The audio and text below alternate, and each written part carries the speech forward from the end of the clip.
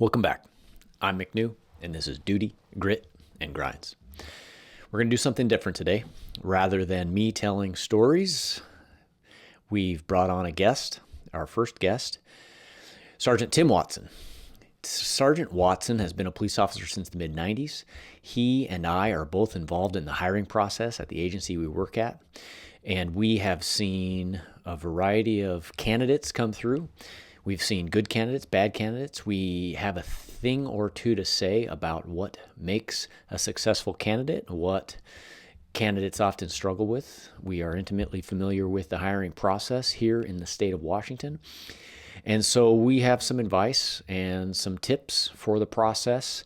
And this advice, these tips, these would be true for a police officer applying for, or a potential police officer applying for work in any state across the United States. But a lot of it will be unique to Washington State. But when it comes to the oral board preparation, the background, the physical agility test, these are tips that you could use coast to coast.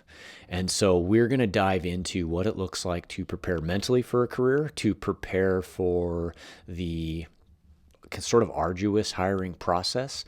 We're going to talk about the preparation needed for the written test in our state, the physical agility test. And again, this is universal. You can use this no matter where you live.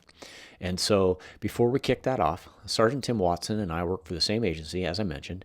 We have worked together at that agency. I've been there 10 years, and he's worked there for over 25. And so for the last 10 years, we've served together in every capacity imaginable. We were detectives together. We've been peers. He's been my supervisor. I've been his supervisor.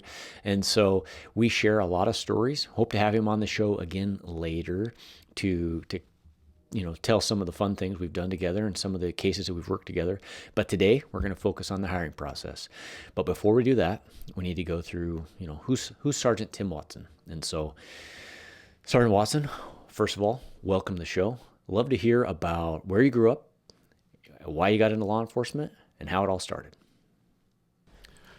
Yeah, I grew up in the greater northern Seattle area, kind of suburbs of Seattle. As a young kid, I was born to young parents that grew up in a blue-collar family. My dad had to do a couple jobs while mom stayed home with me. And it's where I kind of learned the work ethic of making sacrifice and pushing forward. And it was learned early that you want to bring up the next generation better than the generation before them had it.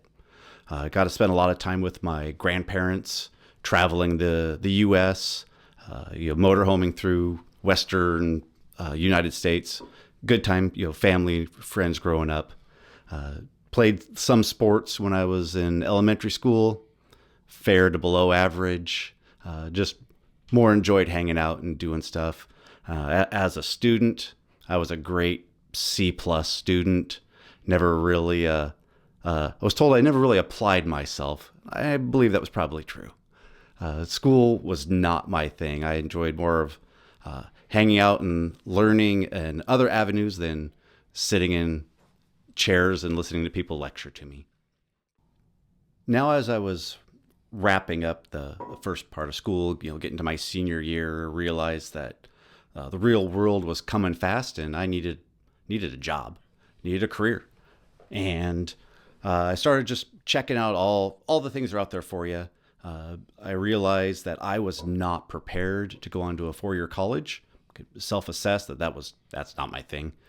So I remember our senior year we did the aptitude test and answer these battery of questions of things you like to do and don't like to do, and it spits out, hey, here's some jobs you may want to consider. And air traffic controller. Diesel mechanic. I don't know why they came up with that. I'm not like a car, truck guy. And police officer was on there somewhere. And it got me thinking some of these things are interesting. I considered going to the military. I went to all the recruiters, checked them out. Now, mind you, this is back in the late 1980s, about 1990. And first Iraq war was just spinning up. So they were really looking for people to join the military. And I found the military, the recruiters for the military were really willing to promise me a lot of things that were like blatantly not going to happen. And I have some family members that have retired from the military, and I could get a hold of them and say, hey, this recruiter said this. And they would start laughing. And I remember the Navy was like, really, like, how would you like to live in Hawaii? Nuclear subs is where it's at. And I was like, man, I would love to live in Hawaii, just not in a big metal tube under the water. Maybe this isn't going to be for me. So moving on, I had a handful of friends that they'd also considered going into law enforcement ahead of me. And I thought, yeah, maybe this is going to be the path. From there, I went to a 2-year college. Figured I wasn't prepared for a 4-year college, but I could do the nearby junior college, and got a criminal justice degree to put myself on the path towards law enforcement. Thought that was going to be the best move. Yeah. My high school / after high school job, I started working at a parks and recreation center for a local municipality. And that recreation center was right next door to the police department, like shared a parking lot in the back. And I got to meet a lot of the officers. One of my friends started working with the police department also, and just got a lot of interaction with them. And then I learned about going on ride-alongs, that they would actually let knuckleheads like me into the car to watch what's going on. And I went on ride-alongs with many cities and the sheriff's office in our 2 sheriff's offices and many cities to get a good understanding of what this work is like. And for a teenage kid, it's like, yeah, I'm really super psyched about this. I suppose different people have different experiences, but I'm certain that everybody's parents have an opinion. And so you are late teens or early or 20, and you're thinking about a career in law enforcement, and you're living with your mom and dad still? Yeah. And what's mom and dad think? They were at first apprehensive about it, especially mom. Moms and their only son. They were, she was nervous about it, but she was a lot happier about that than the military option. She had a phone call with one of the recruiters, and they had a spirited interaction, apparently, according to him when he told me later. So, the law enforcement track, that was a better track to go on, and they were increasingly okay with it as time went along. It's a long process. Mm-hmm. So from high school until you turn 21, what you need to be to get hired, it was, they had years to process this information. What about your dad? Did you have any pressure to do what he was doing?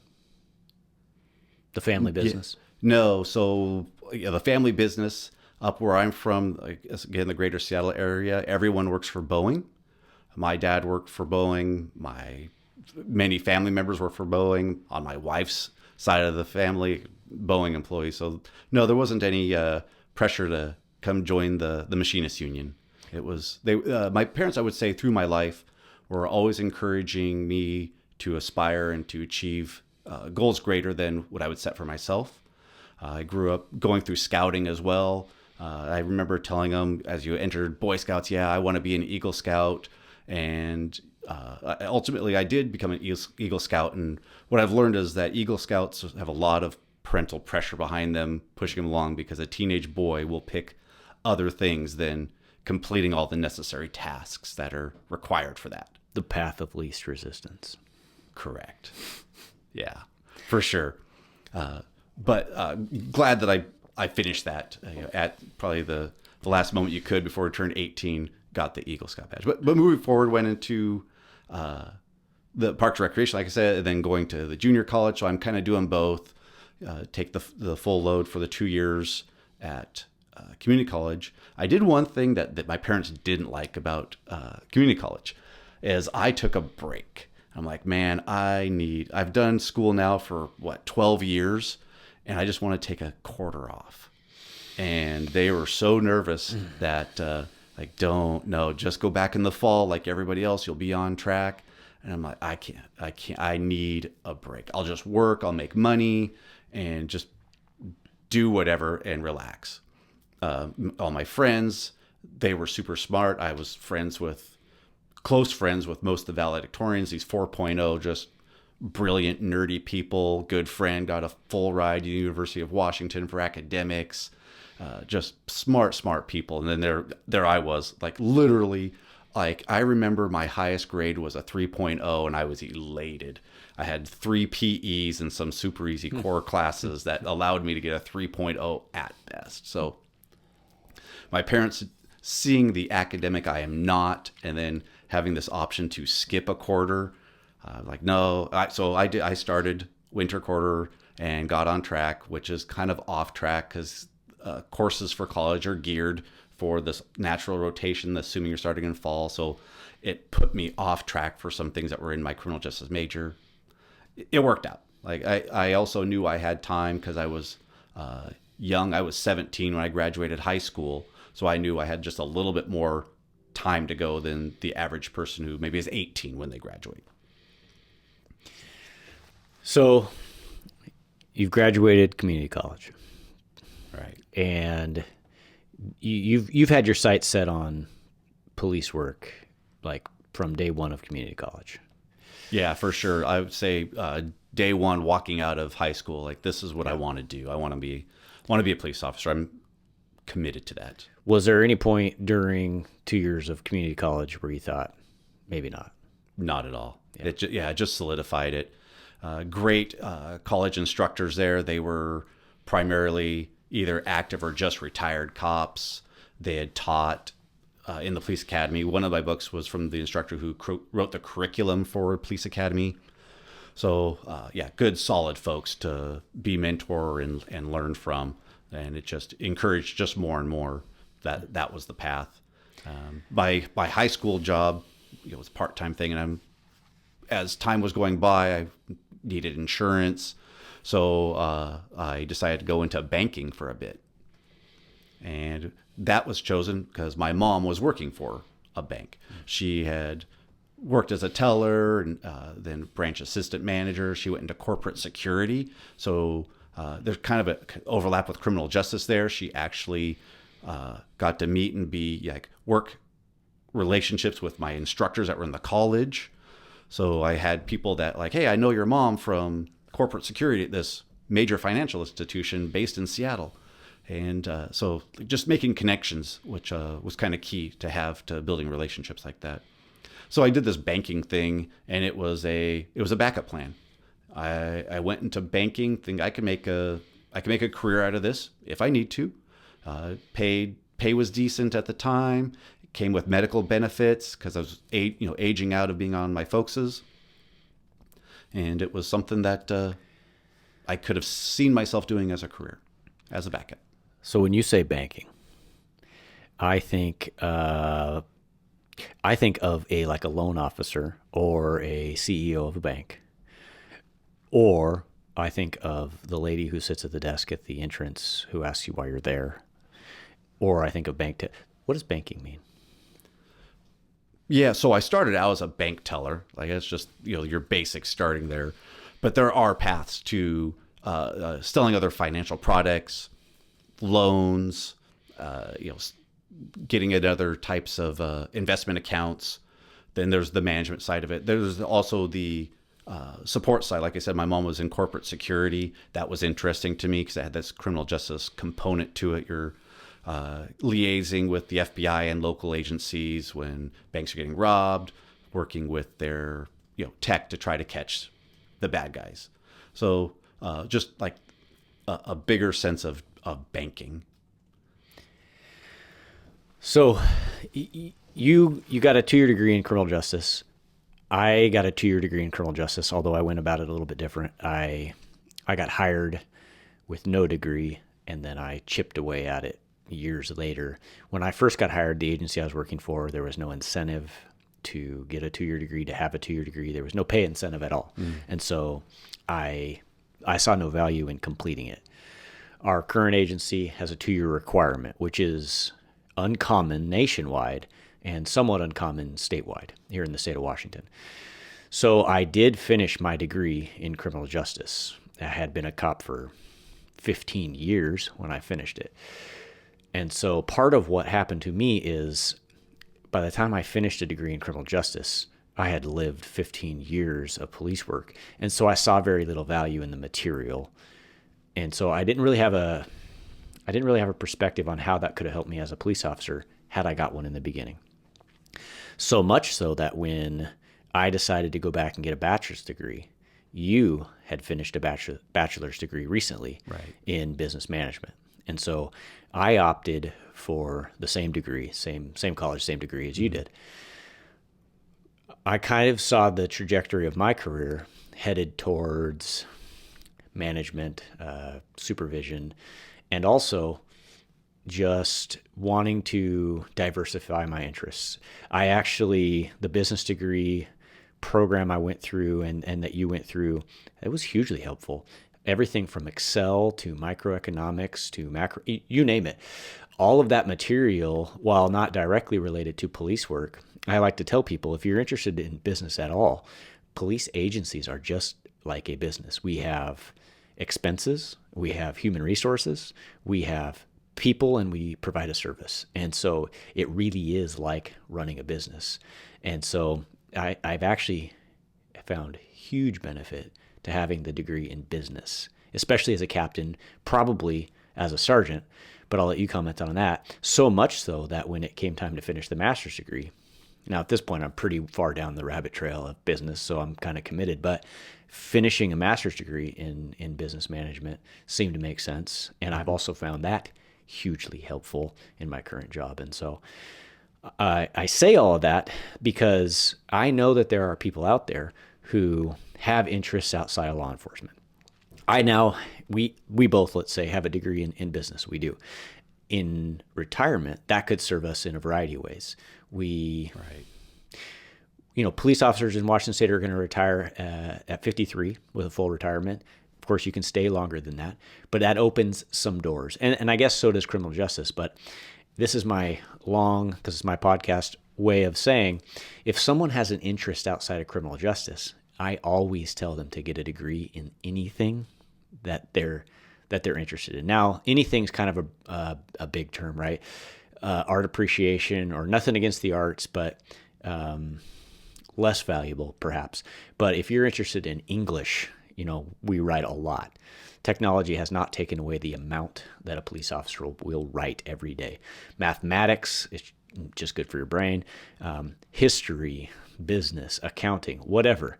There are lots of degrees that people might be interested in that could be helpful as a backup plan, because this career is not for everyone.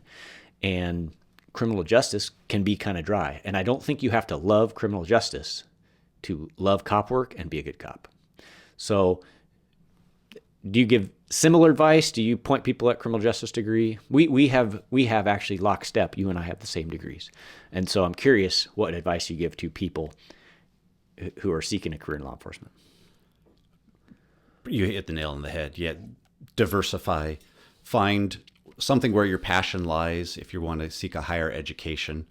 The 2-year degree, that was kind of a low-level degree back then to go get. I think a lot of high school kids now come out of their high school career with a 2-year degree. The more advanced degrees become the bachelor's and the master's now. Agreed. The bachelor's degree found a tremendous amount of personal growth. As I mentioned before, not a good student. And when I went to the community college and was in a career field, my interest and aptitude skyrocketed. And you go from a guy who lucky got a 3.0 once ever in my high school career, was doing way better than 4.0ing in these applied sciences. So that was great for me. And one thing my parents had said, you need to get a 4-year degree. You need to do that. And I promised them that I would get a 4-year degree. And much like you were saying, older in life. So I got the 2-year degree, got hired, and I'm now in my 40s. And I'm like, it's still nagging in the back of my head. I'd made this promise that I would get my 4-year degree. And I looked around. I had some 20-something-year-olds that were kind of in my hemisphere of people that I know, and they were kind of struggling and not knowing what to do with life. And I'd push them like, hey, let's don't you work towards getting some college education? This is for everyone, the umbrella to study under, not the laser focused. You don't study, modern art in Bulgaria in this one region. Like if you want to study art, get under the big umbrella of art. So it allows you more wiggle room if you decide that's not what you do. There's healthcare, there's business, there's law, there's these big umbrellas to study under. And that's where I direct people to go to. Find the umbrella. If you like mechanical things, maybe don't specifically work on only Honda transmissions. You like transmissions, but they're on cars. So pick the bigger umbrellas you can get under to get the widest range of knowledge, because that all does translate into the job we do. We do a lot of problem solving. We have a lot of interaction with people, customer service wise, which is in business. It's in all these things that we mentioned. So yeah, the going back and getting that 4-year degree was very fulfilling, and I recommend people that we work with. They don't, not everyone sees the benefit out front. Like, what's the incentive for me to do that? And what I'll tell people is that the incentive isn't always financial.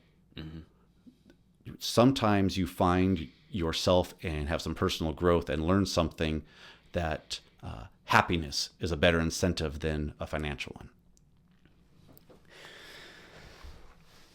Yeah, and we've hit on it. We've gone around and around with it, but it personal enrichment. Once you meet the other layers of Maslow's hierarchy, personal enrichment. I actually enjoyed going back to college as in my late 30s, and I sure approached it a lot different than I did when I was 18, 19, 20. A lot different.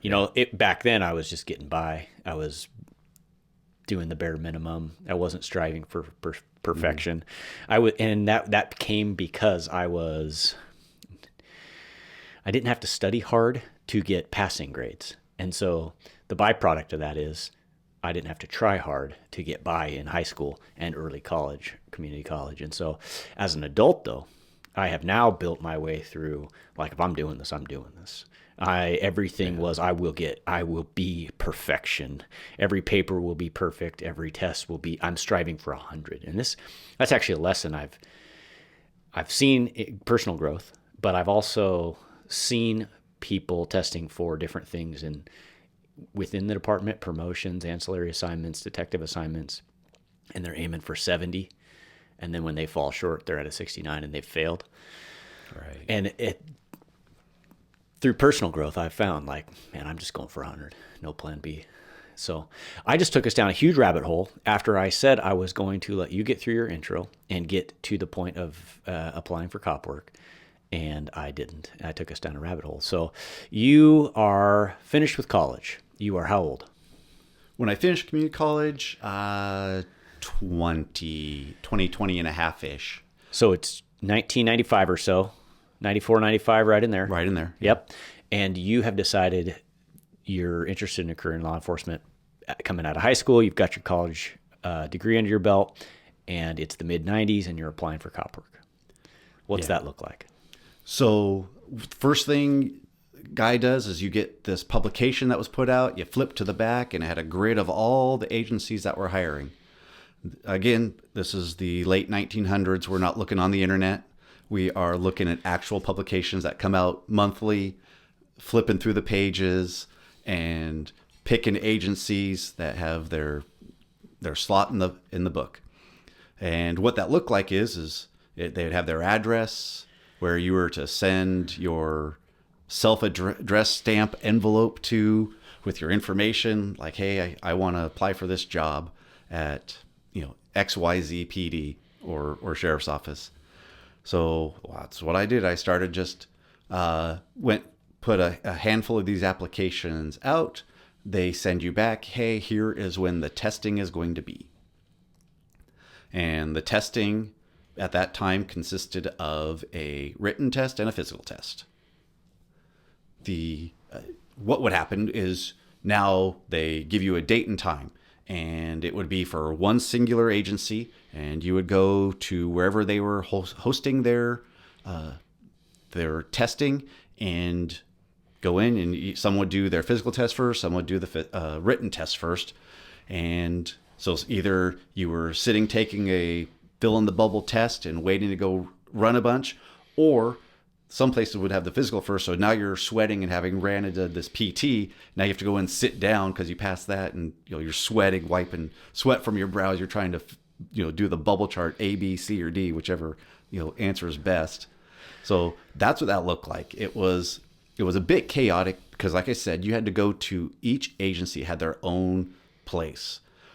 Being the greater Seattle area, I just went for a handful of agencies that were in my local area.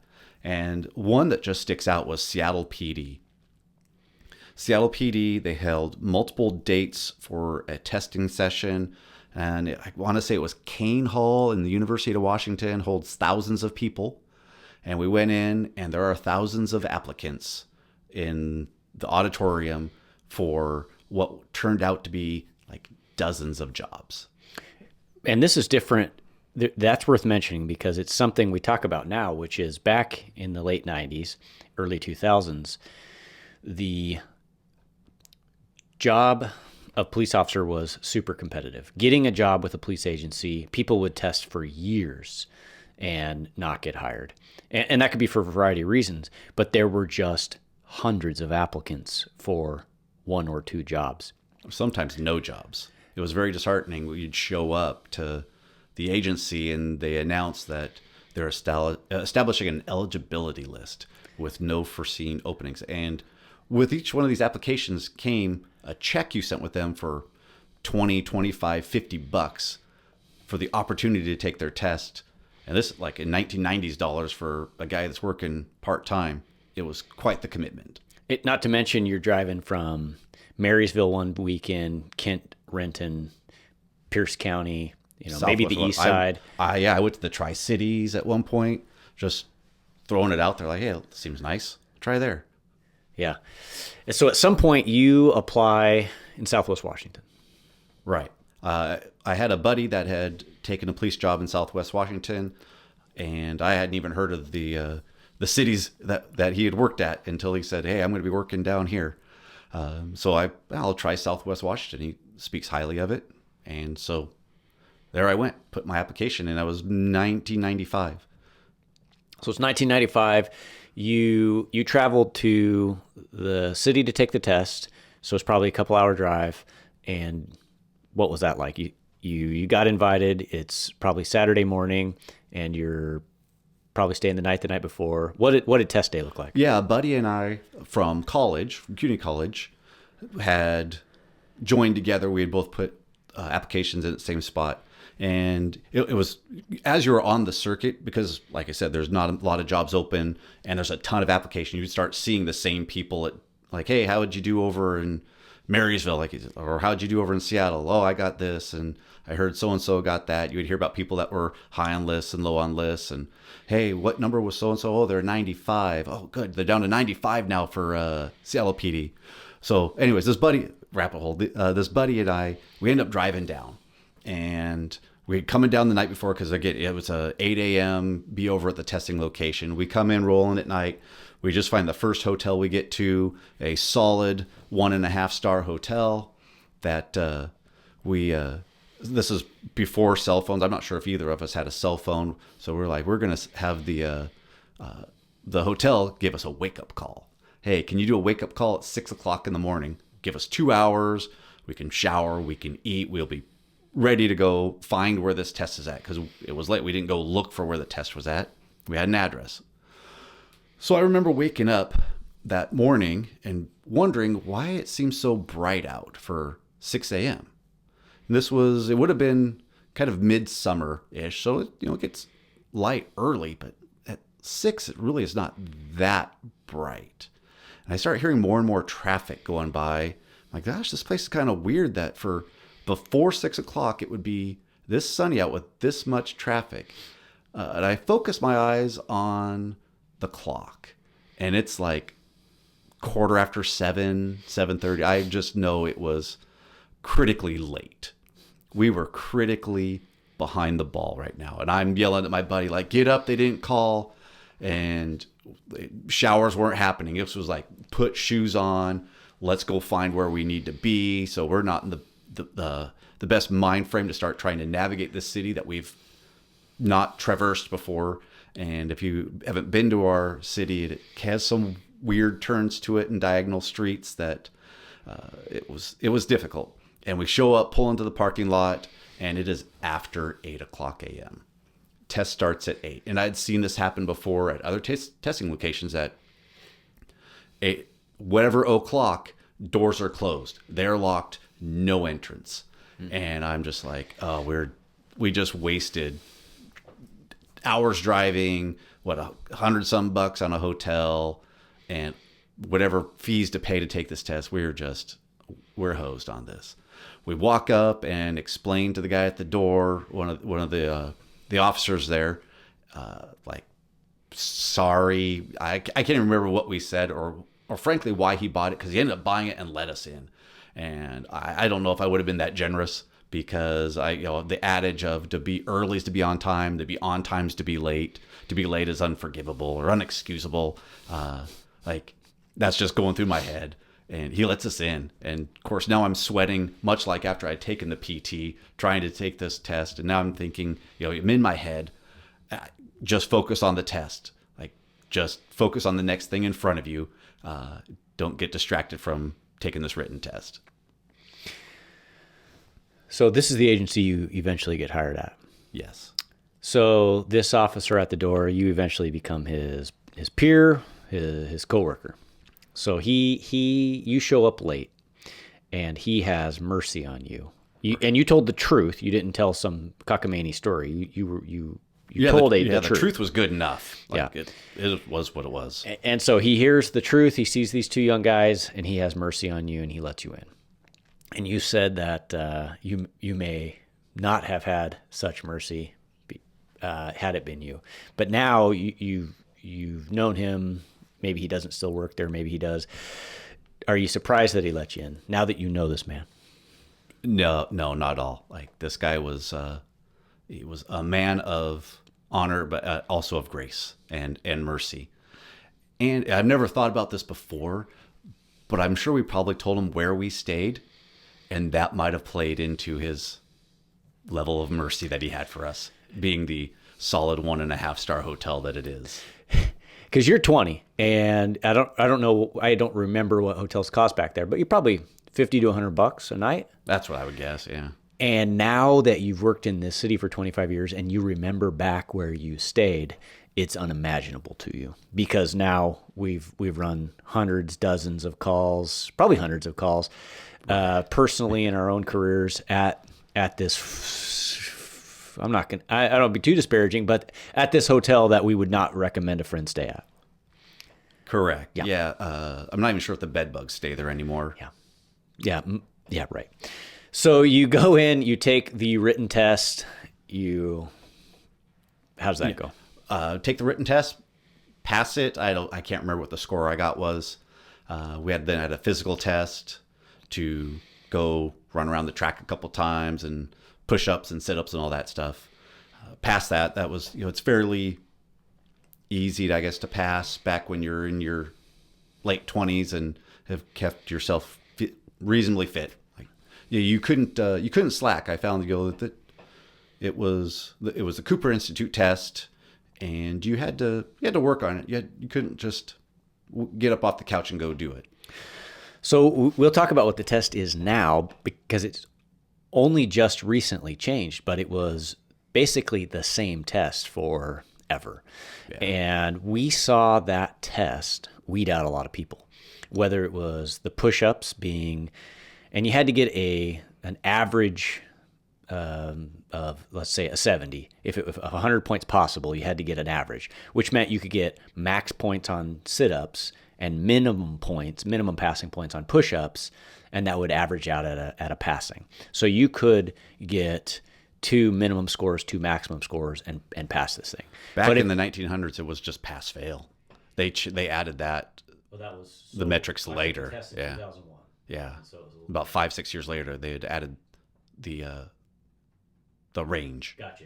And so, but the elements of the test were the same, and we saw push-ups, sit-ups, mile and a half run weed out a lot of people. The mile and a half run was somewhere you had to finish it in, say, less than 14 minutes. And I don't remember 12 exactly. and a half minutes for us. So 12 and a half was the max points by it. So they made a range out of it. And so you saw a lot of people get weeded out in the mile and a half run, or at least from my experience, we saw a lot of people weeded out by the push-ups, and then not everyone can do sit-ups, and so the test weeded out people who were a baseline of physically fit.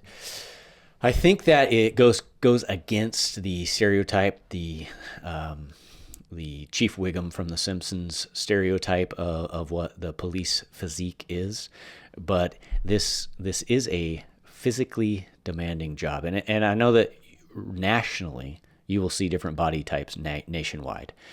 I feel like in Washington State and Oregon, which is what I'm most familiar with, you generally see fit people as police officers. I think in our region, let's just say the Pacific Northwest, Idaho, Washington, Oregon, Northern California, these are pretty high-paying jobs on a grand scale, and so I think it draws then a mix of people. But I think generally I see people around here who are fit, who are I'm stopping short of calling them athletes, but they don't fit the mold that you would see on TV or the big donut eating slob with his belly hanging out.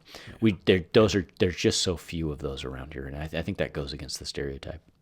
I've not worked with many of them, men and women like that body type, and a part of that is our physical test weeds them out, and so our physical test is different now. We'll get to that here in a minute. But you take the physical. Take the physical test. And you probably saw a handful of people, if not many people, weeded out by the physical. But you squeak through at the end with a passing written, a physical pass, and you're on a list that gets you an invitation to the next step, which today and then is the oral board interview.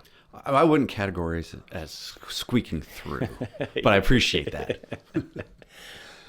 Yeah, put me onto an eligibility list with scores of other people, and that starts into a background process. And what I've knew before and learned, and it's still true today, that process can take a while, depending on what number you are on the list, where they get to you in the stack of names to start pouring through. And that background is deep. They send people to where you live. So I lived several hours away, and they sent a cop to go talk to people where I lived and worked. Like, that was the level of investment they did for everybody. Like, we're going to go find out. That's fine. You put down John Smith as your reference. They'd call John Smith up and be like, I'm assuming you're going to say nice things about this candidate because they put you down there. Give me 3 people that John, how many 3 people that know this candidate? And that's who they go talk to, the next level down, and then ask them who are some other people that this candidate knows. I think that's another thing that surprises people who don't know.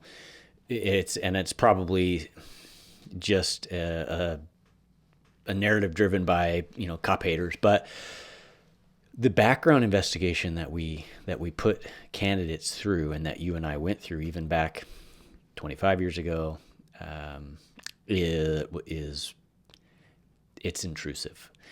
I jokingly say they're going to talk to everyone you've ever known, every teacher you ever had, every neighbor you've ever had. They're going to talk to your wife, your ex-wife, your girlfriend, all 3 at the same time. They're going to talk to your mom, your dad, your sister. They're going to talk to your current employer, your previous employer, and they're not going to stop until they just run out of people or time, or they're satisfied. And nowadays, they're going to look through your social media. They're going to run credit checks, criminal history checks, driving record checks. You're going to go through just a battery of tests. And I won't say they're trying to disqualify you, because I don't believe that's what they're doing. They're trying to find anything that they can that might be disqualifying. Right. But I think in our hope is that candidates make it through the process. But the due diligence part is are there any skeletons? Because a thorough background is going to pay off in the end. Because ultimately, if we bring someone on now or back when you got hired, and they turn out to be a derelict or some sort of dysfunctional, they're going to malfunction on the road, and it's going to open the department up to liability. They're going to hurt someone. They're going to give the rest of us a bad name. And so we really do find it in our best interest to weed out candidates who have no business being a police officer. And that's why back then, definitely when I got hired, there was a psychological exam, a lie detector exam, there's a medical exam, and these extensive background checks. And so when you say you went through an extensive background check, like, these are intrusive. Yeah, they're sending you to the psychological. There's a personality assessment, and they're asking you like all kinds of questions, like people you've hurt, and they're just trying to get into the dirt of you, if there is any to be found. And so you go through all of that, and somehow you survive to the end, because it feels, like forever, and it's very intrusive, and eventually you can see the light at the end of the tunnel. So on this list, the next thing that had happened was an oral board. Don't want to skip over this important part of speaking of talking to people. Yeah. There was an oral board, and I don't remember much of that at all. Again, late 1900s, not every memory is there about going through the whole process. But there was an oral board, a panel of folks asking me questions that I since can't recall. Mm-hmm. And so you've taken the several parts of the test. You've done the background investigation. You've gone through the battery of psychological, lie detector, and all of that. And at some point, you are back at the department, and there must be some sort of final interview or final step to the process. What's that look like? Yeah, they brought me in for what was a command staff type interview is what we would call it today. At the time, we were my agency was between chiefs, so we had an acting chief who was a lieutenant or a captain. This was back when we had lieutenants. We don't have those anymore. That brought me in, and also brought my fiance in, who would become my wife a few months later after that. Came in, and I don't know what this guy said. I just know and remember vividly my wife's reaction afterwards about how unimpressed she was with this guy, and wondering why he's trying to do everything to convince us to not take a job in law enforcement because it will ruin your life. It's going to ruin your marriage. You're going to get divorced, and all these wild things. And again, I don't know what this guy said. I bring my wife in and ask her, like, what did this guy say that was so odd? I do remember he had gone through a couple marriages, so I think maybe he's a little bitter. And I also don't remember him being around very many more months afterwards. So he must have been one of those 30-year-old guys that was just ready to be on the out. But they said, "You want to be a cop here?" Of course I do. Let's do it. So this interim chief throws his hand out and says, "Welcome aboard." Right. Awesome. And so now, 25 years later, you are a part of our recruiting team, and you are helping people through this same process, which has changed a little, but at its heart is really the exact same process. We do things mostly the same. There's just more technology involved. And so I guess we should dig into that now. So we went through your testing process. We talked about the steps you went through and how they are very similar to what they are today, but they are different. And one of the major ways they're different is that most agencies in Washington State are using publicsafetytesting.com. And this is not a commercial for them, but if anyone's watching this and they are hoping to or preparing to be a police officer, it must be mentioned. And so as a police agency, this company, this this service that they provide is hugely beneficial. Also for the candidate, because you mentioned having to travel over to Linwood and Pasco and Spokane and Seattle and Vancouver, all to take a test for each individual agency. And what public safety testing allows us to do is, as candidates, I can apply, or rather test for a dozen agencies, 20 agencies. There's a fee involved. But then once I take the test as a candidate once, they send my scores to all the places that I have requested they send my scores. And so as candidates, I can take a test once and apply at 20 places. Now I have to go to each of those agency websites or maybe individually to the physical building, but probably online, and actually apply. And then that marries the scores. But as a candidate, it's way more efficient.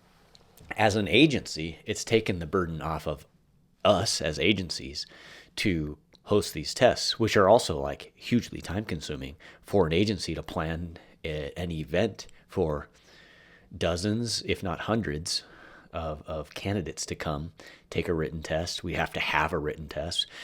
We have to host a physical test. It just has taken all of those burdens off of us. And so there's probably other companies like it around the country. The one we're familiar with is public safety testing. And that's where people are going to apply for most larger agencies in Washington State. There are, still smaller agencies that are going to host their own tests because they're hiring way less frequency. Unlike where we work, where we're always hiring. We're always processing backgrounds and hiring new people. And so I guess before we get into preparing for a public safety test, I think it's worth spending a little bit of time on how does an individual, so you had a path that was different than my path. I did part-time jobs and lived on my own and got hired at 21, finished my college degree later, started it early. You went to college, finished your degree, took that path. We took different paths. We both have had successful careers. I think it's worth pausing right here and talking about the variety of things someone can do to prepare themselves in life, both through high school, into college, whenever it is they decide they want to be a police officer. What sets them up for success at 21, 30 years old to be a police officer, to apply for the job, and to be successful in the job? The successful candidate has the ability to show how they have been able to set goals for themselves and attain those goals, whatever the goals may be. It's a long series of demonstrated ability to learn, and that plays out in the law enforcement career, because fast forward, you'll be doing a lot of learning and in critical times and under stress. So wherever you are at, be it the 15-year-old who's thinking about law enforcement, or the 25-year-old who maybe is like, hey, the career I started isn't the one I'm going to finish in. You have a path either ahead of you or you've been working on that you can demonstrate. I had this goal, and here's how I prepared for that goal, and here's how I either accomplished it or on the path to accomplishing it. Like we both, though we have different ways that we did it, that both comes down to the same result. At some point, we had plans and we were on that path until we chose to be off that path for an articulable reason why, and demonstrated how we are going to accomplish the next goal. Mm-hmm. We all have goals through life. We should continue to have goals through life. And the successful candidates are people that wherever they were at can demonstrate how they got there and where they're going. Not successful candidates don't have a future plan. They have no idea what is in store for the future. They can't articulate how they got where they were at or where they're going. And a good key way to measure future performance is past performance. So one of the things so that's true. And so one of the things we see often is, especially recently, is very young people applying for police work. And that worked for us at 21. And we also see people coming in their 30s, and we see people coming in not much later than that, not with any regularity, but occasionally we see people coming in, late 30s and 40s, just not as common. And so usually we're seeing people in their 20s.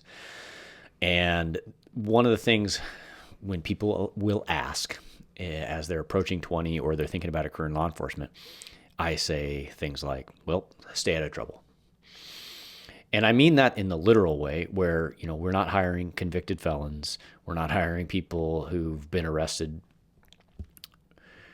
Although we do have a phrase that goes, time heals some things. And so there are minor offenses that 5 years, 10 years can heal. But generally, when we're looking back through someone's background, we want to see 5 to 10 years of their nose is clean and they've stayed out of trouble. And so one example would be like someone's 21 and they get a DUI. And now they're 31, 32, and they're applying for cop work. That candidate is probably, if they've had 10 years without getting in any kind of trouble, they're probably going to get hired. Their time has healed that indiscretion. And so, but we say things like stay out of trouble kind of loosely. But on the other hand, I do like interviewing candidates in the final phase that have kind of lived through life, that have they're a little rough around the edges, and the way I explain that is, and I don't mean like they're getting in bar fights and things like that. I mean like they've lived. Let's just say a candidate who's 30 and they've had 3-4 speeding tickets over the last 10 years, and they held down a job for the last 10 years, but they. Whatever they're like, well, I used to race monster trucks and that didn't really work out, and then I went into welding as a private business or whatever, and they've kind of lived through life. I kind of like a candidate who has experienced life in that way. And here's why. So we're in the business of being in people's business, being on people's porch, being in people's living room, and introducing ourselves into their lives as sometimes unwanted life coaches, certainly as professional problem solvers. And I think when you've gone through things of your own, when you've lived some life, it's easier for you to have some perspective, to give some grace, or to push back on some nonsense when you've gone through stuff. I think back to when I was 21 and I'm baby-faced standing in someone's living room giving them marital advice, and I'm just this baby-faced kid, and how tough that can be for someone to take seriously, and how tough that is for new candidates. And so I like a candidate who's lived some life. I think the key part with that is they've shown growth from it. Yeah, right. For sure. Mm-hmm. Right. A person who has made a series of mistakes is fine as long as they are minor mistakes. We're not talking felonious mistakes, and have shown some growth from it. I do get disheartened sometimes when I have to tell people that you're not going to qualify, that there are some ghosts in the past, or not too often or not too far path. Just recently, within the last month, I was at an event doing a recruiting function, and a person discussed how their DOC probation officer has encouraged them to become a police officer. And once they get done with their felony probation soon, they're going to work on their criminal justice degree right now. And then in a couple of years, they're going to apply to be a police officer. And in no uncertain terms, is that person ever going to be a police officer? For the obvious reason that you're unlawful to possess a firearm, but also it shows a pattern of behavior that is undesirable. Right. That's the two prongs that I'm getting to is people, because their path was, I want to get this felony expunged. I'm going to get my my firearm rights back, and which all possible things to do in the next decade. Right. But I'm talking to a 30-year-old who, and maybe when they're 60, this may be a reality for them. But I really felt bad because were just beaming ear to ear. This is what I want to do. And we're in a field that isn't just a job, it is a career level field. It's a career. And to look at somebody and say, you're not going to ever be in this career, it's tough. Yeah. So One of the things that comes up now, and this is probably not for this podcast, is recreational drug use has changed since you and I got hired.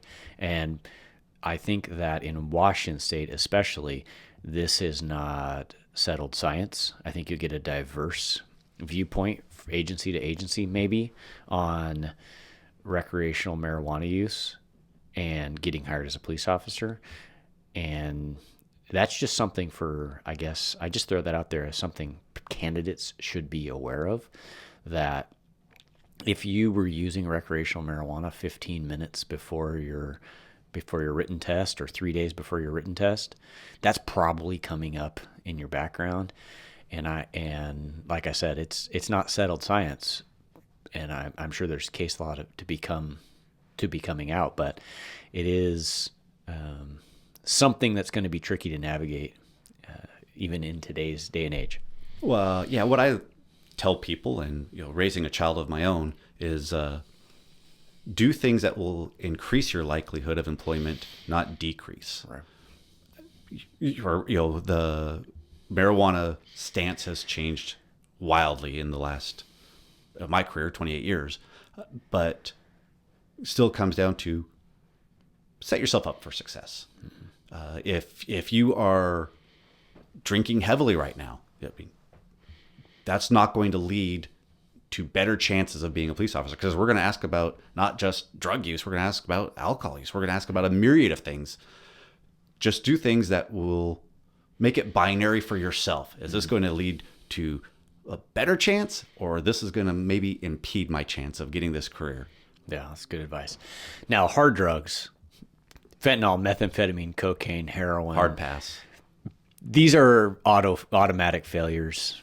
And so these are going to be an automatic disqualifier. If you make it to the background phase, that's going to come out, and not just in a drug screen. It's going to come out in the polygraph, or it's going to come out in the background interview. And candidates should just know that those are automatic disqualifier.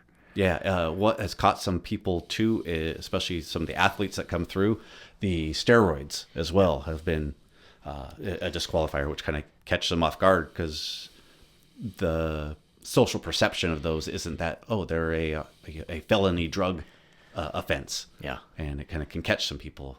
You know what? Another one that catches people, and it actually surprises them, and it's going to surprise some of the people that are watching, guaranteed. And that is, if I have a prescription for something and you come over and don't feel well and I offer it to you, this is delivery of a controlled substance.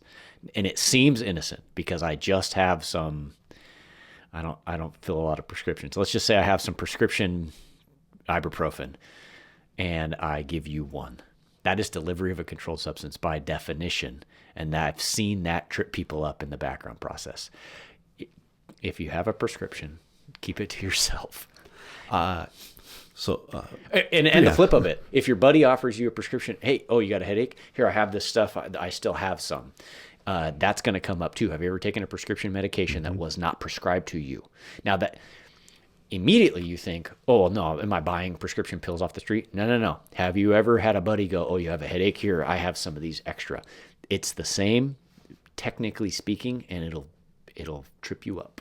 Part of my career, I spent almost 10 years in narcotics.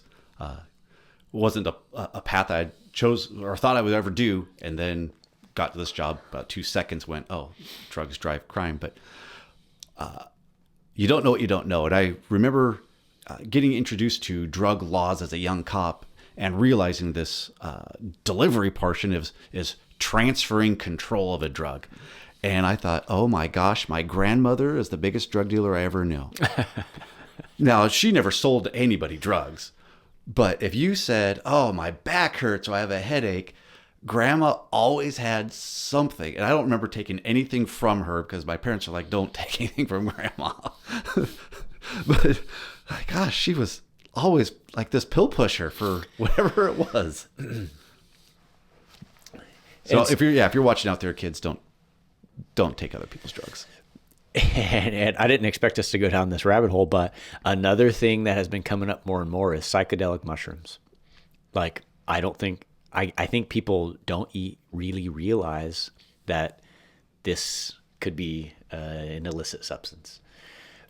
And it will, when you get to the part about have you taken hallucinogens in the past X number whatever months, and you say, oh yeah, well, innocently, yeah, I took these mushrooms at a whatever, then that's gonna be a problem. Which reminds me, I was in my 20s.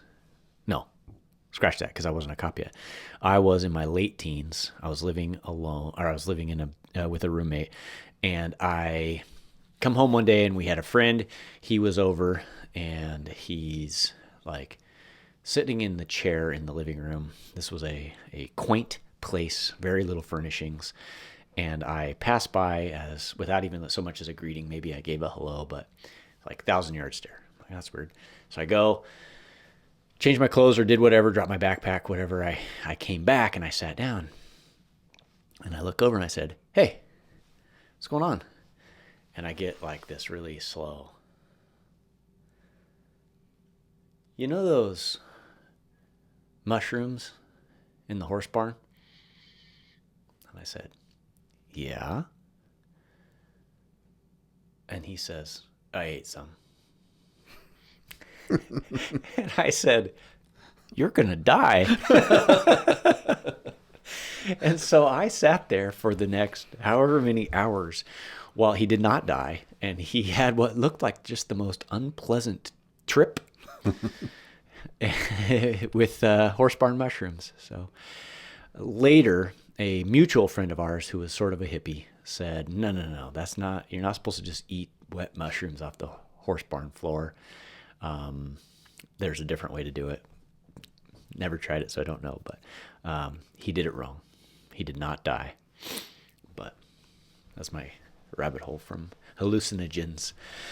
So you talk about, learning from mistakes, showing growth, putting time distance between you and mistakes, showing that you're on the right path.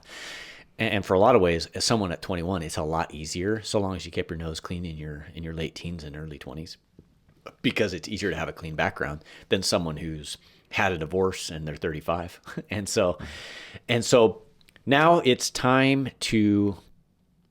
you're intentionally preparing to apply for a career in law enforcement.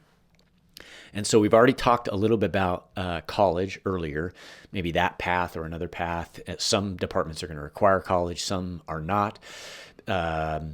Very few will say you must have college and it must be criminal justice. If there is a college requirement, it'll be more broad than that. And so we've already talked a little bit about that. And so they're preparing to apply. And so they're going to public safety testing. There's a written test that morning and a physical agility test. And let's talk a little bit about the written test. So there's a study guide available on public safety testing's website. You personally interact with potential candidates in your role as a police sergeant now.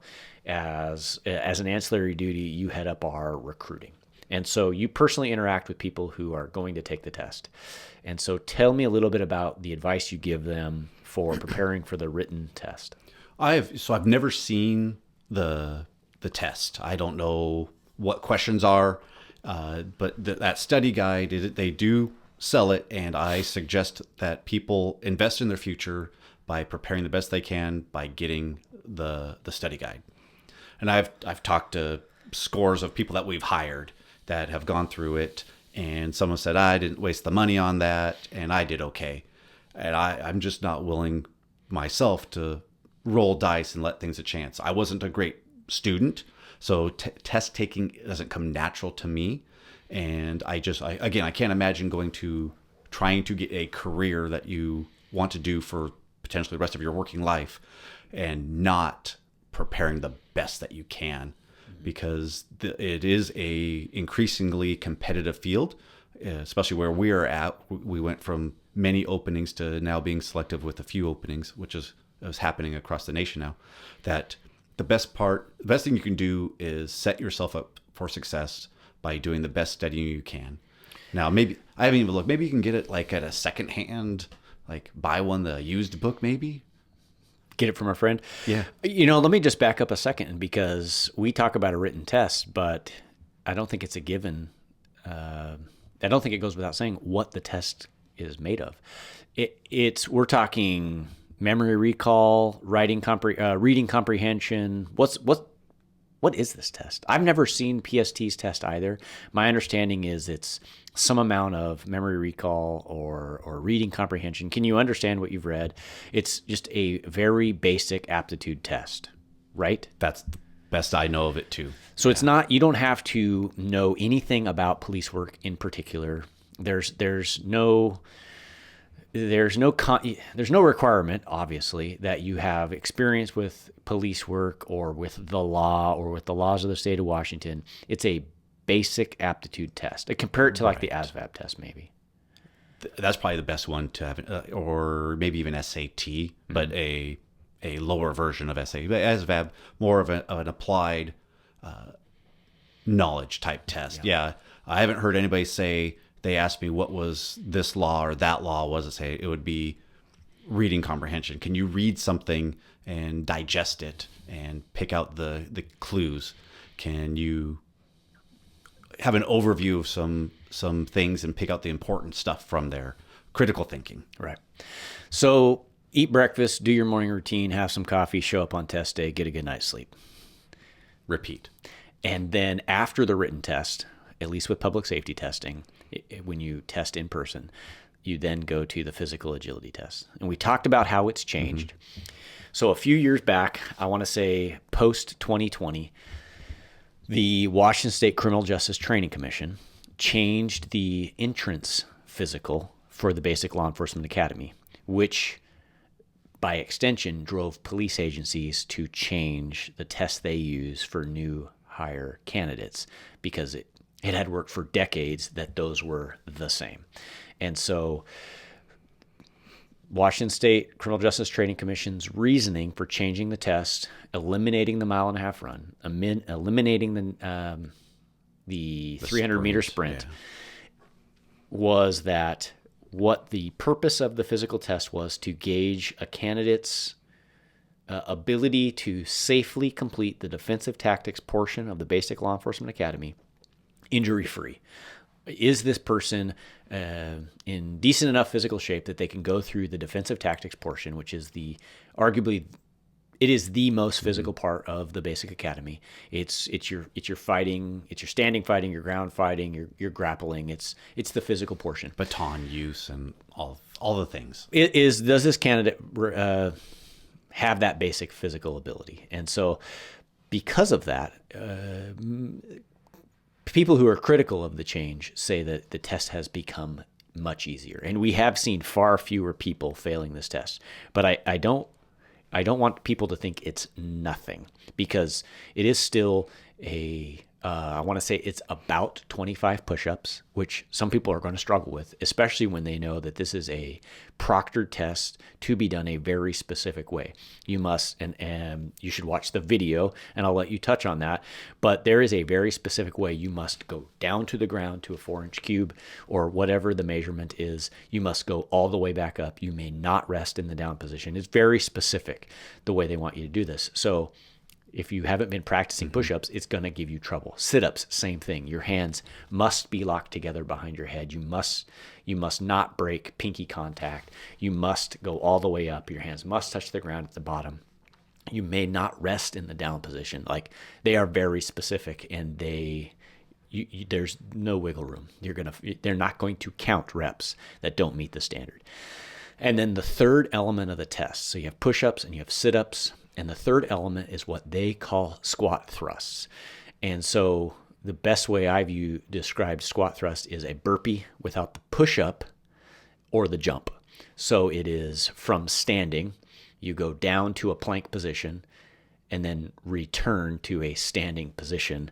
So it's a burpee without a jump at the end or whatever, the clap, and without the full push-up. So you're just plank to standing, and you're doing 35 of those in 3 minutes. And so this is the portion of the test that I say it will smoke you a little bit. Like, you're going to be winded if you're doing it at 35 in 3 minutes. It's no 1.5 mile run, but if you aren't prepared for that, or you've never done those, and if burpees smoke you, these are going to be kind of tough for you. And so Talk a little bit about the day of PSTs. So you show up, you're at the physical agility test portion of PST's test, and they're explaining the test to people and go. I talked to one of the proctors of the test at one of their events a year or so ago, and one thing that struck me, I remember going up to talk to him, and I asked him, "Hey, how many people are at this test?" Because there were supposed to be like 100 seats, but it doesn't feel like there's 100. And he said, "Yeah, about a quarter of the people don't show up. They'll pay their money and just not even show up. They'll ghost it." And he goes, "You want to hear another 25%?"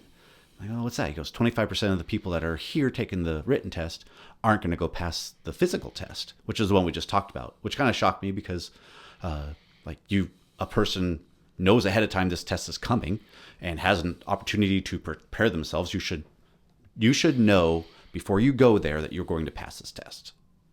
Don't wait for that day. And as he's telling me this, he goes, I could kind of pick him out of the crowd too.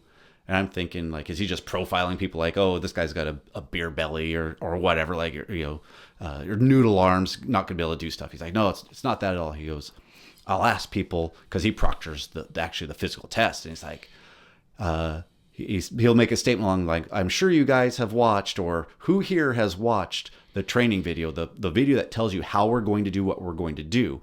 And he says, you just watch people look at their shoes, look down, like in disappointment, like, I didn't even have the 5 minutes in my life to go watch this video.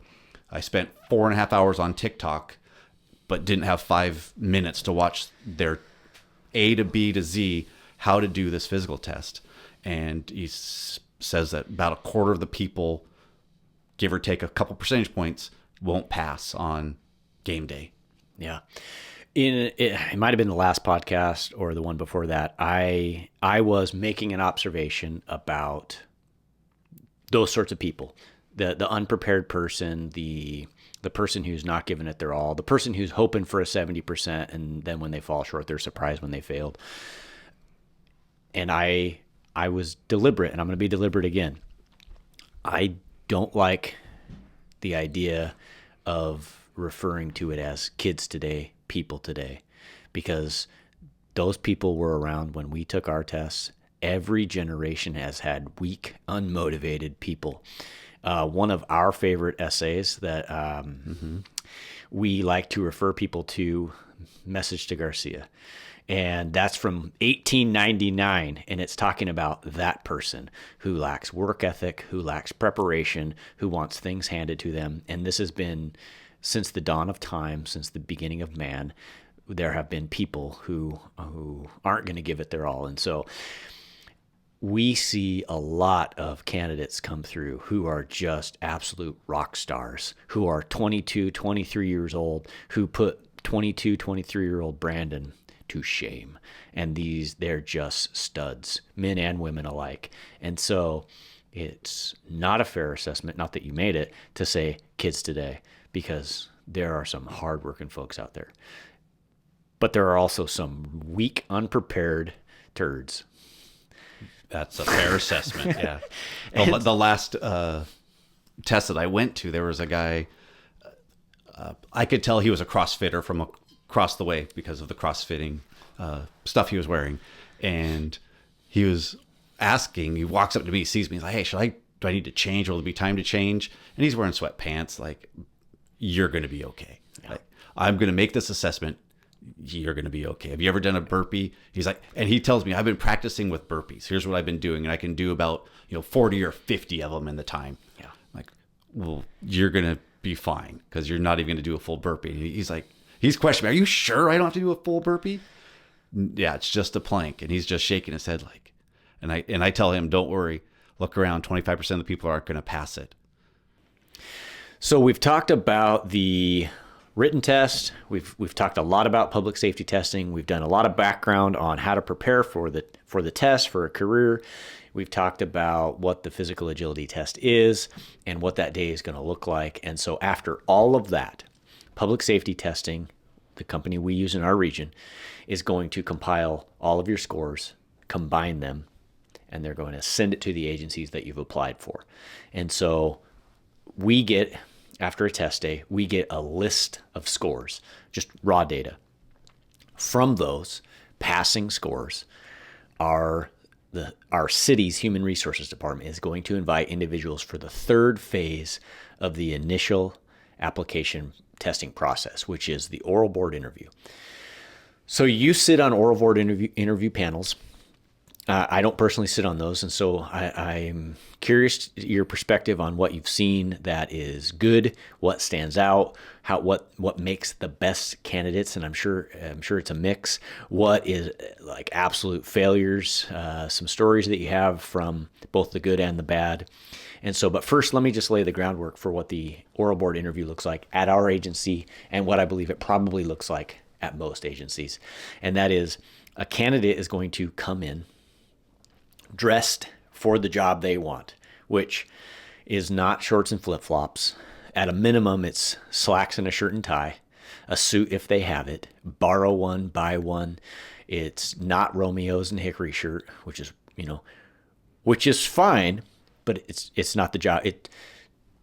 You should be in a suit and tie is what I'm getting at. A shirt and tie at a minimum. Okay, so you look the part, you walk in, you got a haircut, you've shaved your face, at least your neck and your cheeks, and you walk into a room where a panel of interviewers is sitting. It's going to be potentially uniform officers, non-uniform officers, a human resources representative, and it's going to be all people from our agency. Let's just say three probably, three people that are going to ask you a series of questions. These are strangers to you. It's going to be intimidating. You are going to be sitting across from them. Some of them will be writing notes. And I don't want to sugarcoat this. This can be a very nerve-wracking part of the process for people. And and for many candidates, it's the make or break moment, right? Written test we've talked about is a basic aptitude test, general knowledge test. Most people with general intelligence, they're going to get over that hurdle. Basic physical fitness, you're going to get over that hurdle. The oral board interview can be an intimidating process, and it's make or break for some people. So you sit on those. Talk a little bit about it. The oral board is your time to tell your story about why you're in front of us here today for this oral board. And we do appreciate that it is nervous. We all went through the process, and it's a hot seat that you're sitting in. And best thing you do: compose yourself, deep breath, prepare yourself that you're going to have questions. It's okay we allow note-taking material if you want to bring a pad and a pen in. I would suggest that. That way you can write down a thought that you may need to come back to. We ask 13 questions. It's a timed period, and each question, it's trickery because each question has multiple points within it. You'll listen for the ands that you will hear in questions. We may say, tell us about this, and this, and this. Make sure you get all three of them.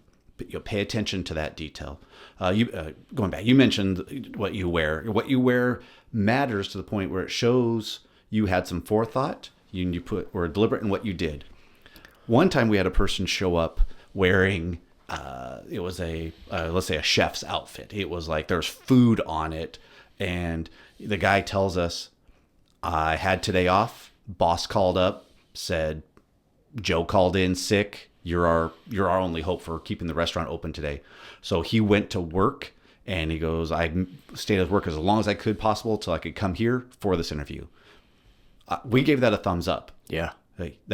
That's the kind of person that we're looking for. That's grit right there, that you stuck with your employer, like helped them out in their time of need. You were that service above all. That's teamwork. And you had the courage to show up with what you were wearing. Like, we get that.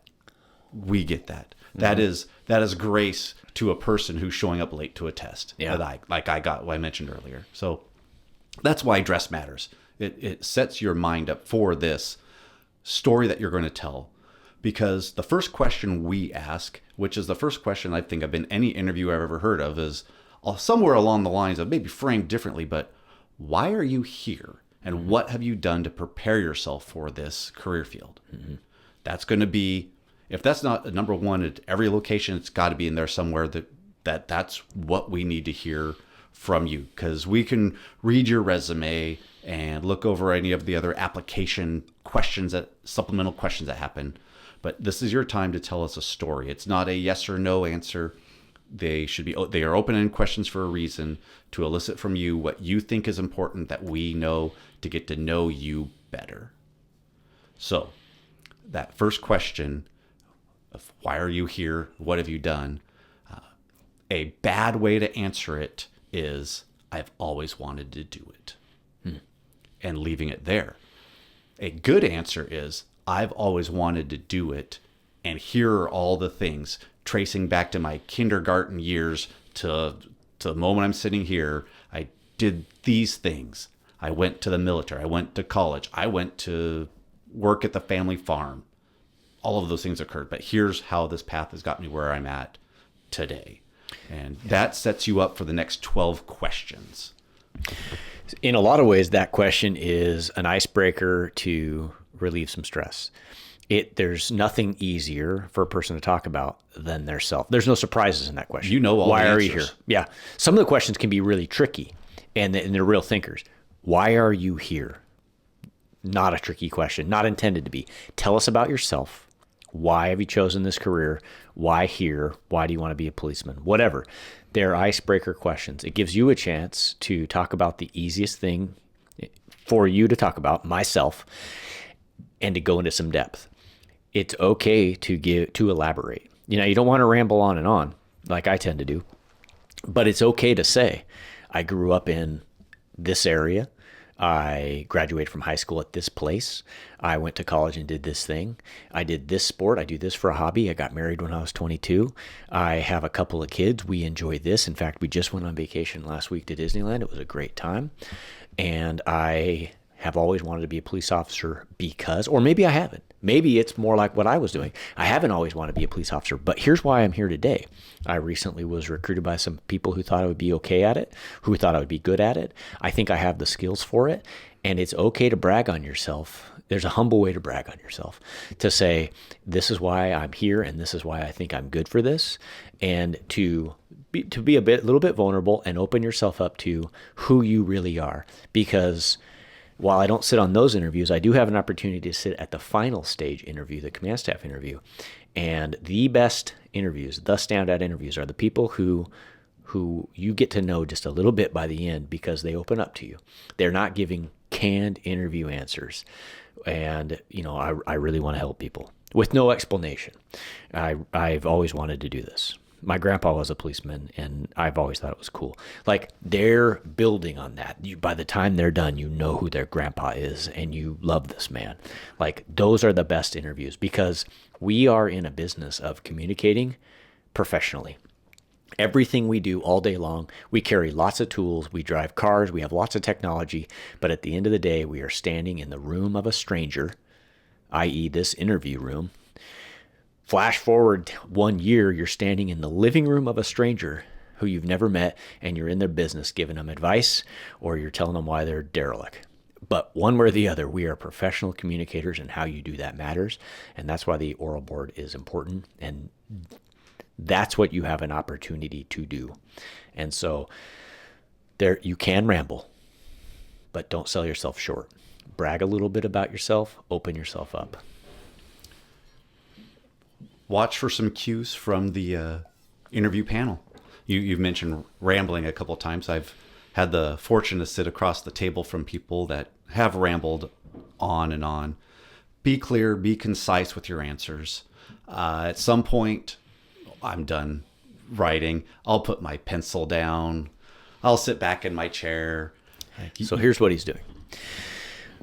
I had been a police officer for 12 years when I applied to lateral over to the agency I work at now. I knew Sergeant Watson before I moved agencies. I did not know him well, but because our agencies are close together, I had opportunity. Our jobs overlapped some.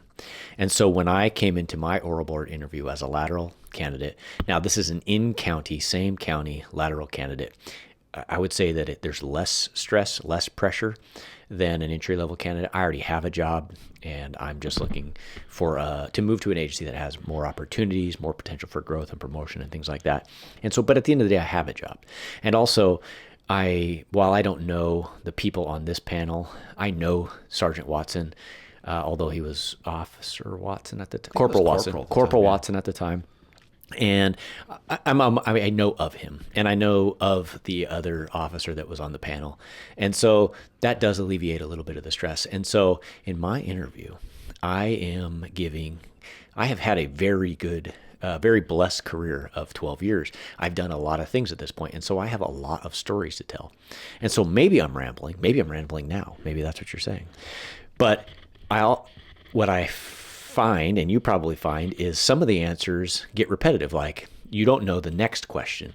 So I don't know that question 6 is going to give me an opportunity to tell a story. And so in question 3, I find a way to tell this story that I think is a good story, or is a way for me to say, here's the skill I have, here's this experience I've had.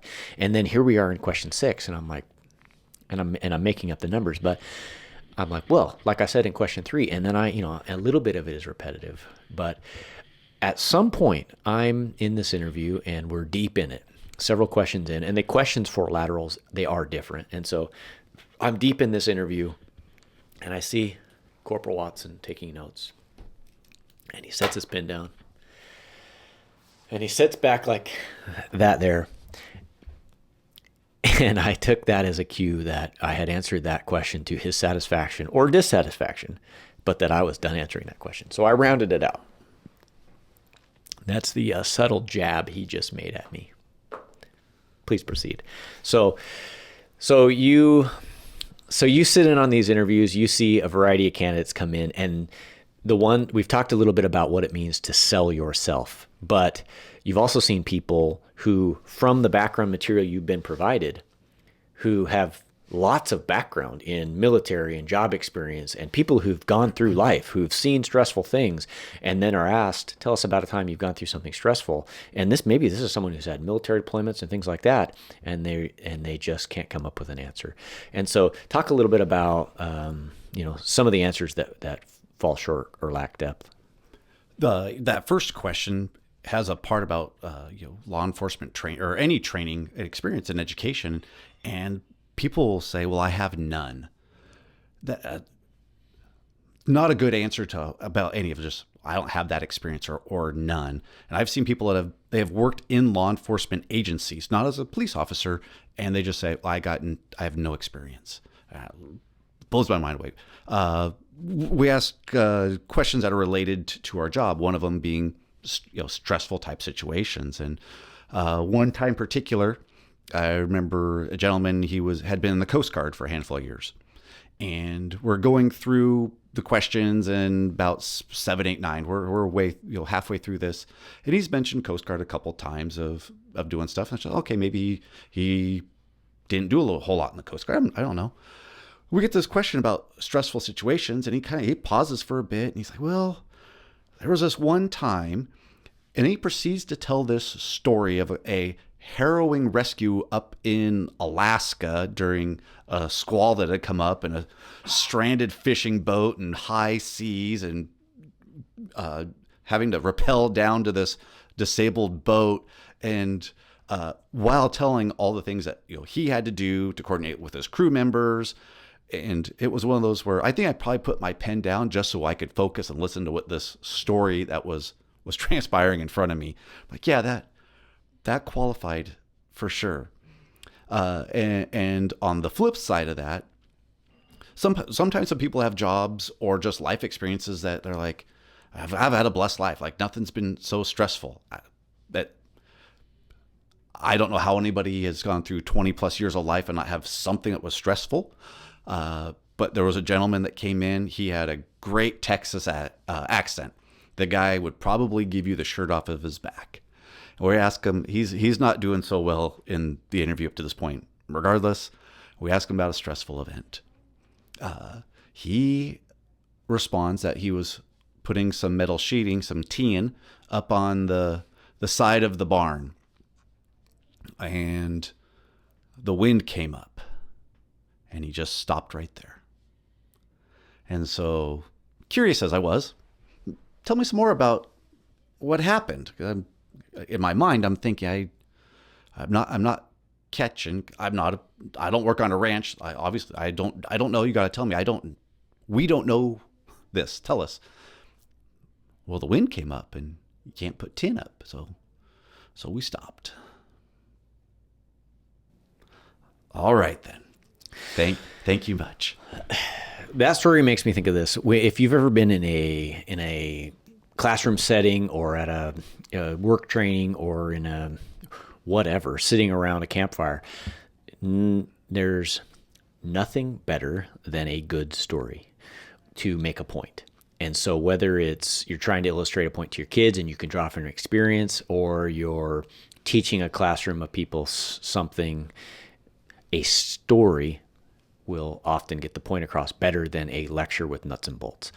And that really is, for me, what it comes down to in an oral board interview. In any interview, if you can draw from experience and tell a story well, those interviews are going to push you out so far ahead of the pack that you just can't even believe it. And so what your friend from Texas, who didn't sound like he scored very well, he really probably did have an interesting story. He just didn't tell it right. Right? And we can't grade you on something you don't say out loud, right? In your head, you're going, well, Texas, maybe it was a tornado, maybe, who knows? Why was the sheeting important? What were we protecting? How much wind are we talking about? There's so many questions. And that might have actually been he thought enough of it to tell it as a stressful event, but he didn't lay the foundation. Like, what does this farm do? Here, we have this farm, we have this livestock, we have this crop, and this tin is critically important to keeping our livelihood intact.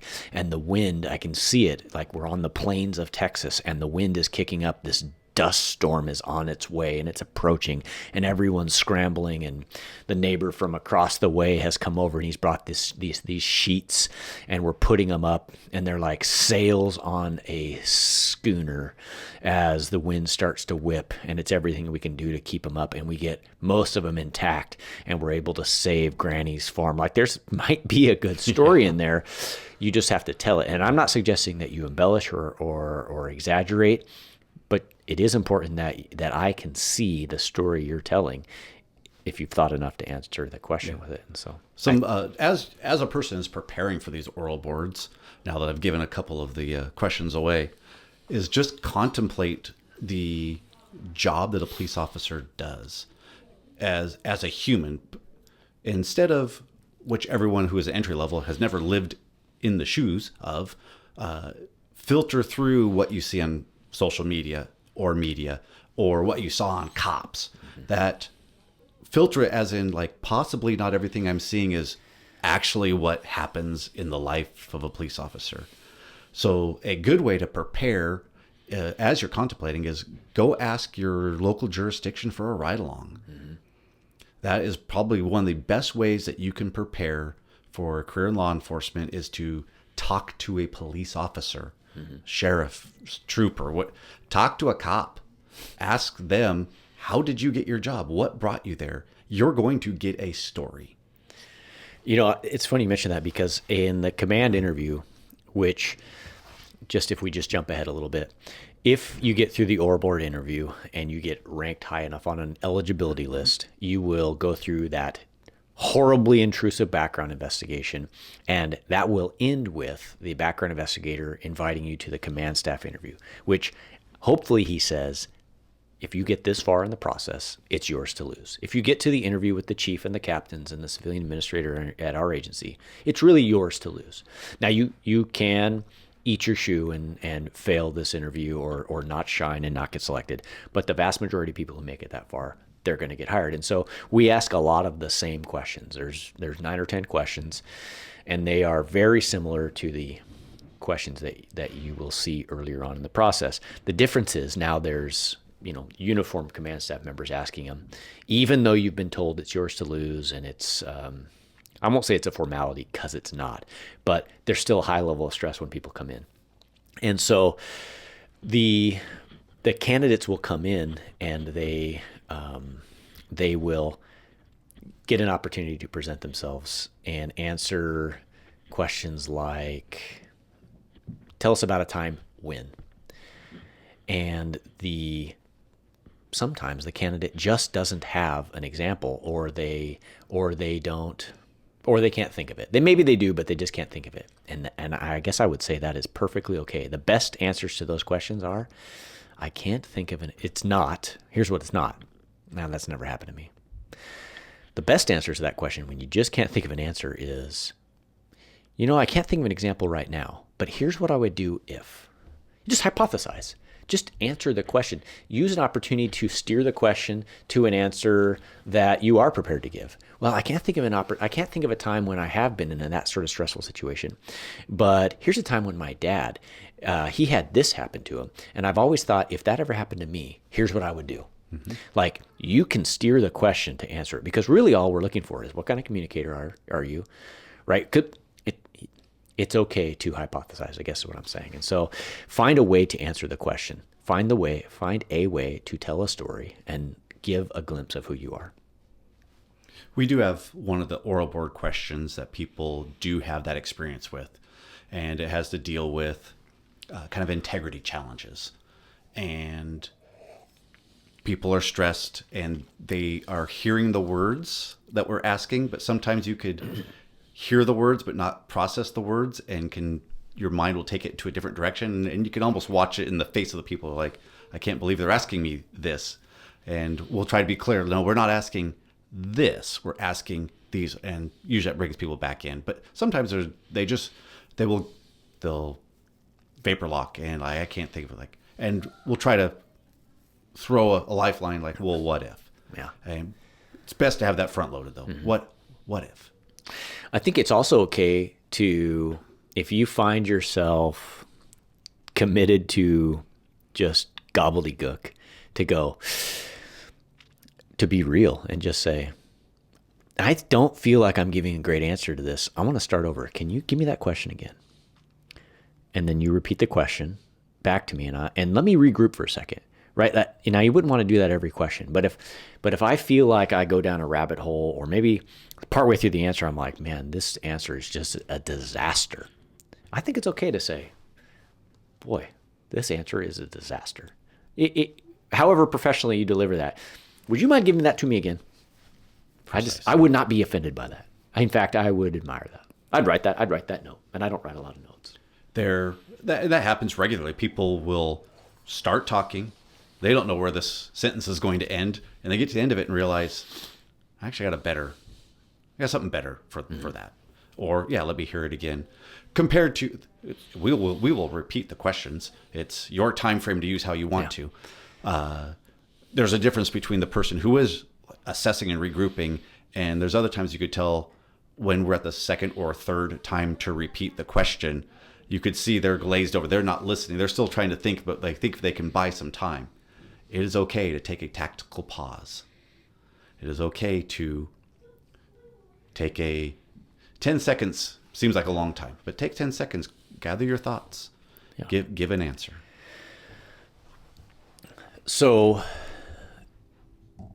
at the end of a lot of interviews, you'll have an opportunity to say, is there anything you'd like to add that has been asked? I don't know what questions you guys ask, but commonly you will find the end of the interview questions being, is there anything you'd like to add, or do you have any questions for the panel?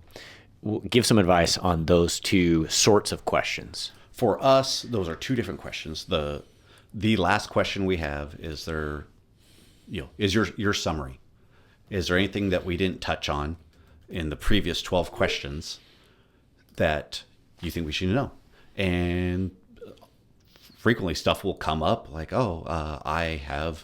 this is my side business type thing that I do. I'm like, that's really tangible to understanding who you are. And also people will not hear and summarize. So this is your chance, kind of like question 1 is summarizing that. I don't have anything else to say is a 0. These are you get points as you go on. Mm-hmm. So that's one. Have a good summary there.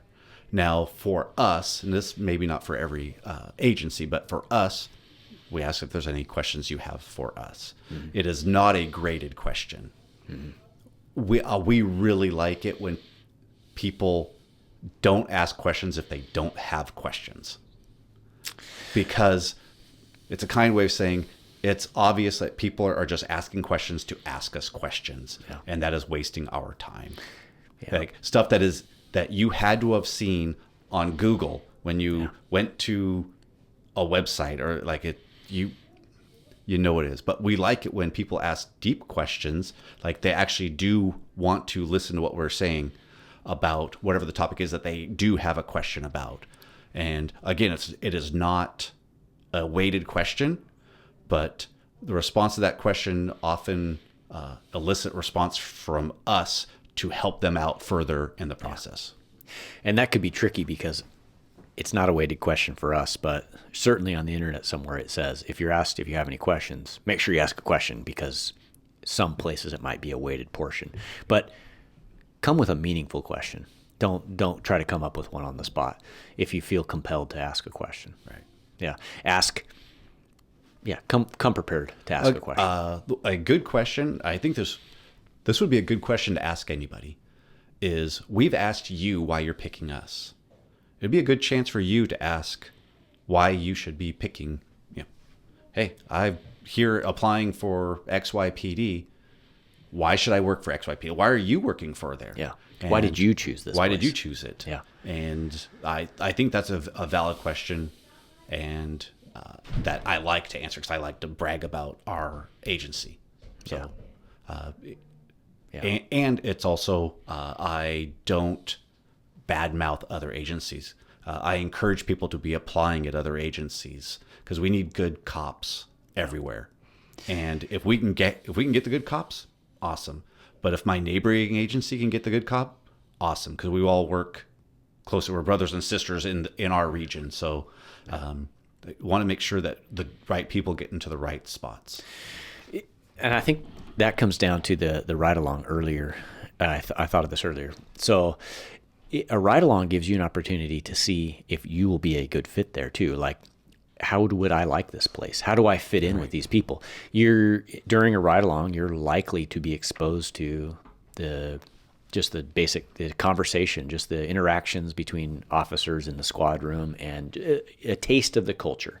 So it'll be a little bit guarded because there's a stranger there, but you can't help but get a taste of the culture. How do they treat each other? What kind of humor do they have? How often are they interacting in a positive way? Are they interacting in a negative way? Are the citizens, how do they respond to the sight of that uniform showing up?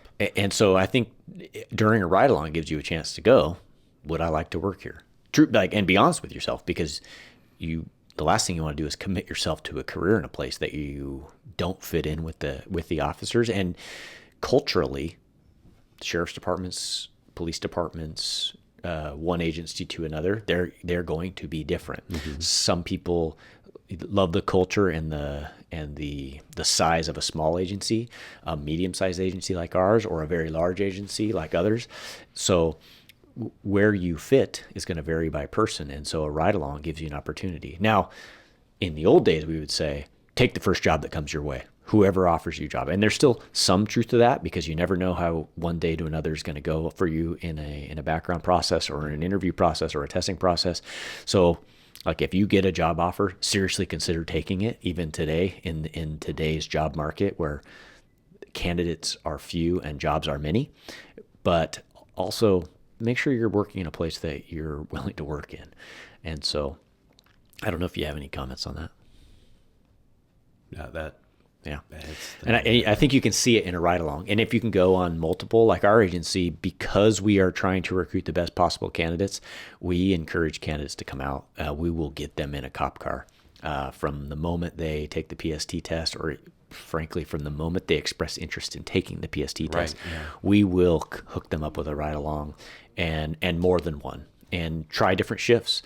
Graveyard culture, night shift culture is going to be different than swing shift culture, than day shift culture. And that's true in no matter where you're working. And so Friday night is different than Tuesday morning. Yeah. Yep. And despite what I think I often hear people say, well, I want to ride on a weekend. I'm here to tell you there's no guarantee a Saturday night is going to be better than a Tuesday night. It's going to be different, right? You'll have what you get on the weekends are the working class, the working people who are out at the bars and things like that. But that is just a sliver of what we do. And so Tuesday, Wednesday, Thursday nights can be every bit as bananas, and in a lot of ways busier than a weekend night, where the bulk of the people who are out and about are just normal folks. So try different days, try different shifts, try different departments. Exactly. Make sure you pick an agency that you're willing to work at. We often get the question of why us. And as I talk about our agency, I talk about things that allow you to do things other than patrol. Patrol being the backbone of any police agency. Mm-hmm. But what else can you do other than that through your 20 plus year career? And I talk about the numbers of people that do things. And we work for an agency that we're blessed that we have a lot of different opportunities for being a medium size. And the way that we approach training, in-house training, we don't outsource a lot of our training. We'll send people to go get trained and bring it to us. Mm-hmm. And opportunities to ride bikes or fly drones or just all these other ancillary do SWAT, things. Do detectives, do SWAT, street crimes. Detective, street crime, canine. Yeah. Agency A may be a bigger agency, but how many people percentage-wise are doing those things? Yeah. We recently, a couple of years ago, had a bike class, and administration said, who wants to be a bike officer? Everyone who raised their hand got to be a bike officer. Yeah. Now, in a bigger agency, they may have a dozen bike cops, but how long are you going to be a patrol officer until you build a resume to go through a selection process to maybe get one of those spots? Yeah, right. Right? So, or you don't want to do that, or you want to do civil evictions of people. Well, don't go to a police department, go to a sheriff's office. You want to work major traffic reconstruction, consider the Washington State Patrol. Yeah, right. They're experts at it. Yep. And they have a lot of extra detective type things that you can grow into and be all across the state. Yeah. I've mentioned before I started at a smaller agency, and I was afforded a lot of opportunities there, and so I don't regret the start I had, but I do remember very specifically right before I left for the police academy, I was driving around with another officer waiting to go to the police academy, just buying time, just riding shotgun, and we were sitting at a blinking four-way stop, and the officer, he was grouchy that night or something, and he says, ugh. And he said something negative about like just basically being bored. And, we hadn't had a call for service in a while, and he was bored. And he's sitting at this blinking four-way stop. And I'm 21 years old, and I'm like full of fire, and I'm ready to like get back and do cop work. And I push back on whatever negative thing he said, and he goes, trust me, someday you will also get bored of driving circles around this town. And so, again, I'm full of fire. I push back. And then I remember years later sitting at that four-way stop, and I'm just going, I am so bored driving circles around this town. And it was just because of that fire to want to do, detectives and specialty assignments. And just, I have nothing negative to say about that agency. They were very good to me, but I wanted to do cop work every day. It was what I was made for it. You're felt wired like for it. And so I wanted to go to an agency that was just a meat grinder, was the reputation that our agency has. And some people think that's a negative reputation. But what that's referring to is like an officer on day shift, swing shift, graveyard, like you are just running call to call to call. And that's what I wanted to do. Mm-hmm. Now, not everyone wants to do that. And that's important too. Like some people like the idea of being able to be deliberate, be in a slower place, like the agency I came from, and really get down to the nuts and bolts of community policing and things like that. And that is great. What I wanted to do was just run like my hair was on fire from call to call to call to call. Catch criminals, put them in jail. Every day I wanted, and what I remember not long after transferring over is I just, like I would end a swing shift and we were running like whatever, 90 calls for service in a 7-hour period. And just, our small team just running to call, coming back in after a day, just sweaty and run ragged, dragging our bags in, stuffing them. And you just feel like we solved every problem in the entire world. Like nothing else is undone. And so you would come back the next day and it would be just that again. And you're like, yep, how is this possible? Like, and they're different people with different problems, but you know, at the end of the day, they're all the same problems. There's different people. And actually on that same note, no matter where you work, cop work is, once you get in on the front porch, like no matter how big the city or how big the county or whether you're whatever, once you're on someone's front porch, like cop work's cop work. I've trained with cops from East Coast to West Coast, from the South to the Pacific Northwest, and cop work is cop work. Once you're in someone's living room, it's professional problem solving and life coach. And so, but that's what I wanted. I wanted to turn over rocks, go to the jail several times a day. I wanted to run like my hair's on fire. That's not for everyone. And that's important to consider too. Yeah. So, well, we have gotten through the entire hiring process. We've talked about every element of it up to the command staff interview, which essentially is just another oral board. We've talked a lot about the background. You're going to we've hit on the psychological and the polygraph and all of that. The best advice for that is just be yourself. You can't fake those things. Don't lie. Tell the truth. And so after all of that, you get hired. And I think in another episode, another day, it would be worth, that's just the beginning. And so it would be worth diving into another day how field training is going to look, how the basic academy is going to look, and how you're, I think, doing the best career, the best job you can do in the entire world, if it's what you're cut for. But also the training phase is grueling. Probably no matter where you work, especially where we work, it can be grueling, because now that call to call, running like your hair's on fire, you're doing that with a basic academy credential without a clue. With someone sitting next to you, grading you every day. Every, 30 some metric measurements. Every single day you are getting a performance review. Because guess what? The world, you're running call to call and you are clueless, but the world doesn't care. It doesn't know. It doesn't know that the cop in the driver's seat is a rookie. The calls just keep coming in. Oh, some of them know the cop is a rookie. Yeah. But that's another story. That's another story. So I don't know how long this has gotten, hours long probably, but I think for anyone who's looking to get into a career in law enforcement, to serve the role of police officer, sheriff's deputy, Washington State Patrol, or Oregon State Police, whatever the case, I think that this would be helpful. We do draw from some experience. You personally are sitting on those oral boards. I personally oversee the hiring process for new hires at our agency that are coming up through the background sergeants, and so we do have a perspective. I think that it's useful, and so hopefully this has been helpful. Hopefully you'll come back. And because we have served, and we didn't get into this, but we have served together now for over a decade in the same agency. We have served, prior to that, we have served as officers in different agencies. And then we have served as, you have been my supervisor. We have been peers. I've been your supervisor.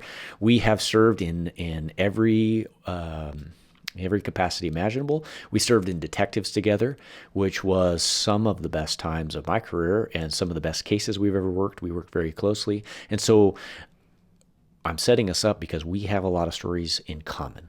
And I am going to run out of stories to tell by myself. And sometimes it's nice to take a breath.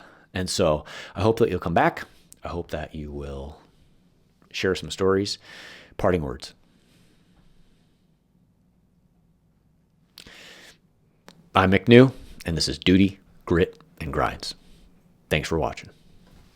Yeah, I just went blank.